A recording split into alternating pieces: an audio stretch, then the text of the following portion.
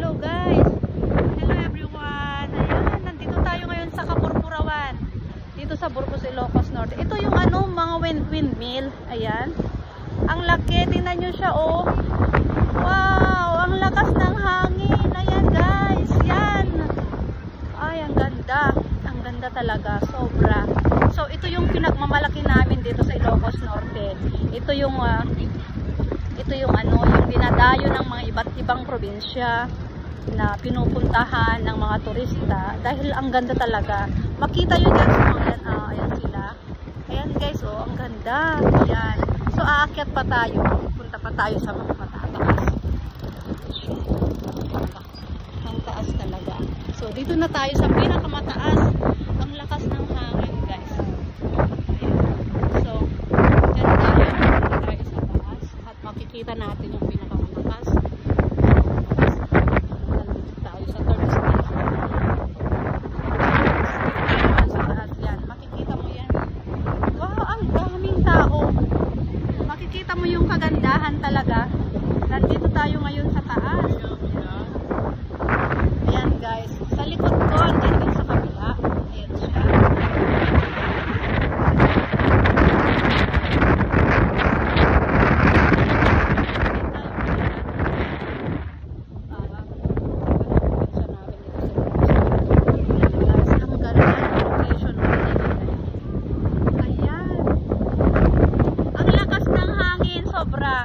So, makikita nyo at grabe. Sarap na lalanghap natin yung preskong hangin. At sobra nakaka-encourage, nakaka-inspire sa mga turista na pumupunta dito. Na talagang ito yung pinagmamalaki natin sa mga probinsya natin sa Ilocos Norte. At tingnan nyo guys, ang dami tao. At ito yung dinadayo talaga. So, hindi ko alam kung nasali sila. Pero kasama natin yung siya. Kasama natin na taga Ilocos Norte. So, ayan. So, ayan yung mga kasama kong nakasyal dito. Siguro Ilocana sa tatay. Hello, tatay. Hello po. So, ayan. So, ay, bababa na tayo. Pupunta tayo ngayon dyan sa Kapurpurawan. Guys, ang ganda. Ang lakas ng hangin. At ang sarap lang hapin ng sariwang hangin. O, nakikita nyo naman ng lugar. At pinagmamalaki natin dito sa lawak. Ay, dito sa Ilocos Norte. Burgos, Ilocos Norte. Maganda talaga guys. Maglalakad tayo. Pupunta tayo ngayon sa baba. Doon sa pinakamaganda. Mahangin kasi. Kaya, bababa pa tayo. Ang lakas ng hangin, grabe.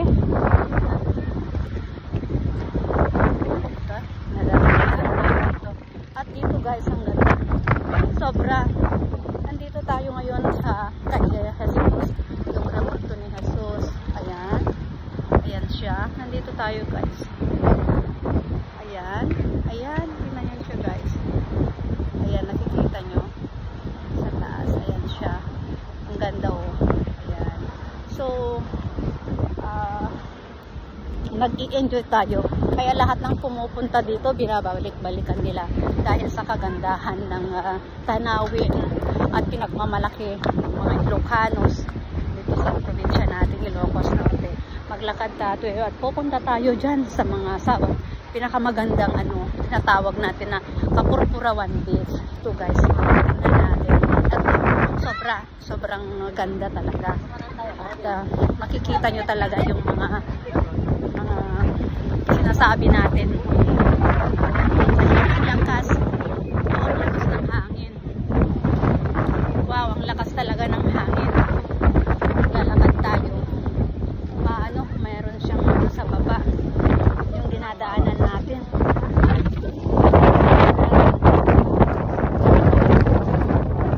Siya yung mga steps. Ayan, kailangan natin bumaba. Ito yung steps pababa. Kasi may dagat dyan eh. Malakas yung hangin, sobra. Makikita mo yung lakas ng hangin. At ayan. Ayan na, maganda kasi ito. Ito na. Wow, ito na guys. Dito na tayo. Sa may mga ano. Sobrang hangin. Ang lakas ng hangin. Parang ano siya. Guys.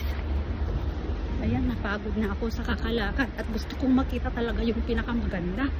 Ayan guys. Punta kayo dito sa Ilocos Norte. At pasyalan natin. PM nyo lang ako. Dadalhin ko kayo dito. Libre, walang bayad. Sobra. Kung gusto nyo, sa summer, sa buwan ng March, okay na yun. Pero medyo mainit-init na. So, kung sa hapon, maganda. At yun talaga yung time na ito ay malakas ang hangin. Sobra. Nakikita nyo nga yung lumilipad na. Yan na. Sobra. Ang saya-saya ko. For the third time na nakapunta na naman ako dito. Porque nakatira tayo sa Ilocos Norte. Pero bihira lang tayong pumupunta. Marami pang mga binibenta ng mga souvenir. Yan guys. Ayan. Papunta tayo doon sa makinang makikita yung tanawin ng Kapurpurawan. Ayan guys. Makikita nyo. Ayan. Ayan o. Ayan. Pupunta tayo doon. Malayo pa. Maglalakad pa tayo.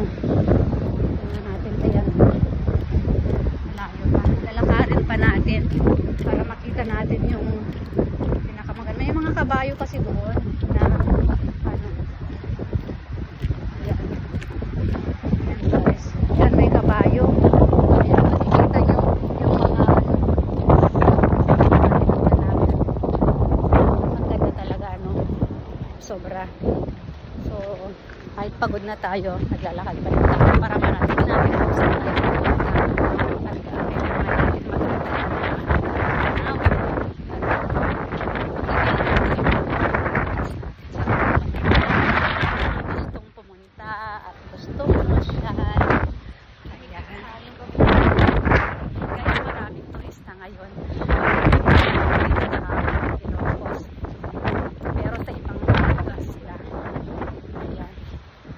makikita nyo itong mga sign na picking of plants. Yan. Ayan guys, tingnan nyo siya. Ayan.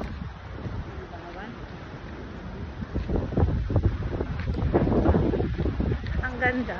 Ayan. Ako naman nakatira ako sa dagat dati. Pero hindi ito ganyan kaganda. Ayan na guys, nakita nyo ang kagandahan. Ayan.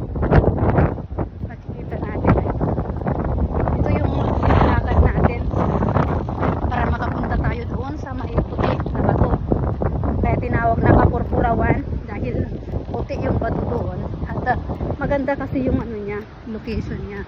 May mga bato-bato, may mga ano dito tayo.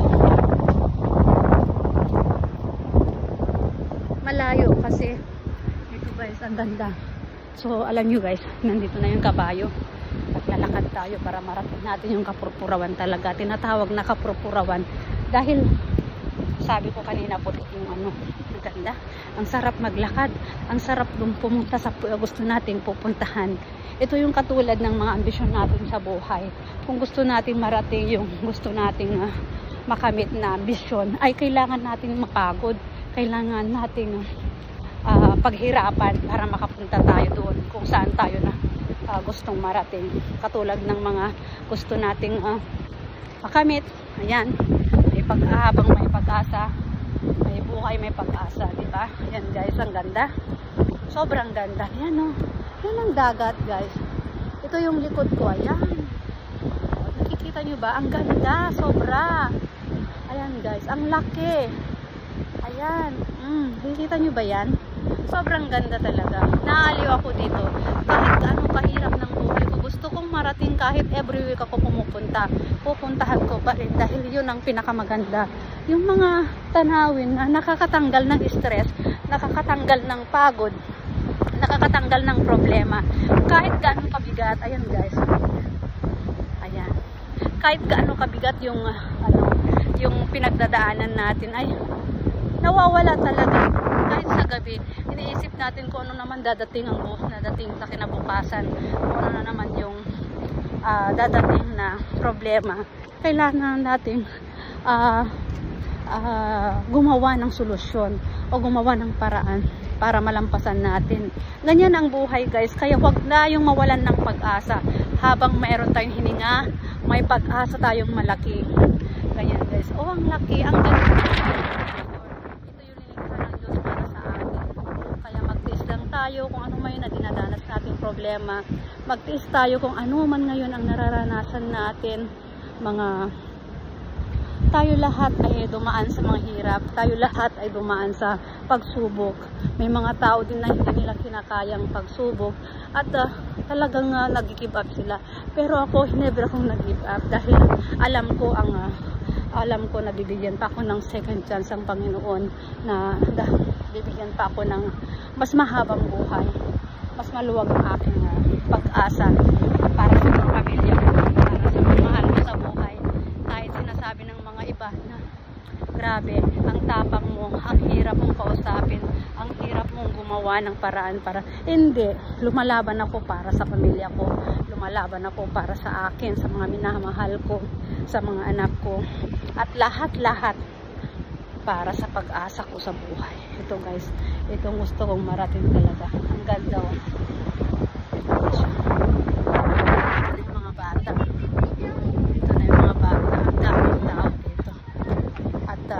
Gusto ko talaga ay umaakyat na tayo dito.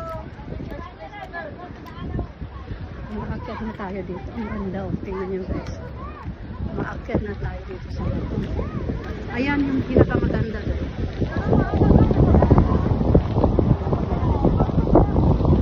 Ayaw ko nang pumunta doon kasi huwag ka nang pumunta doon kasi may bangin. O intan talawan da ka matinag kada mabuong kaulom. Bawal kasi dyan kasi matalim yung mga bata. Pinagbabawal nila guys kasi sobrang taas ang batualan.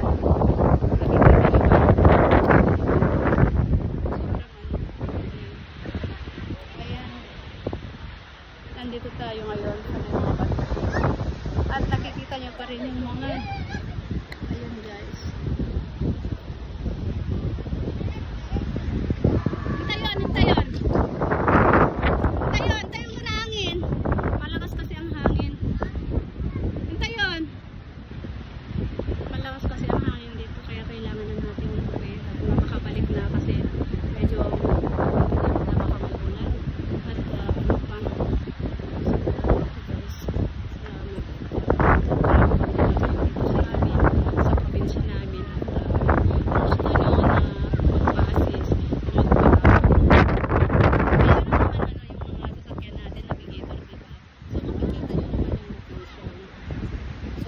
Yun ang pinakamaganda oh, yung tinatawag na kapurpura ko yan.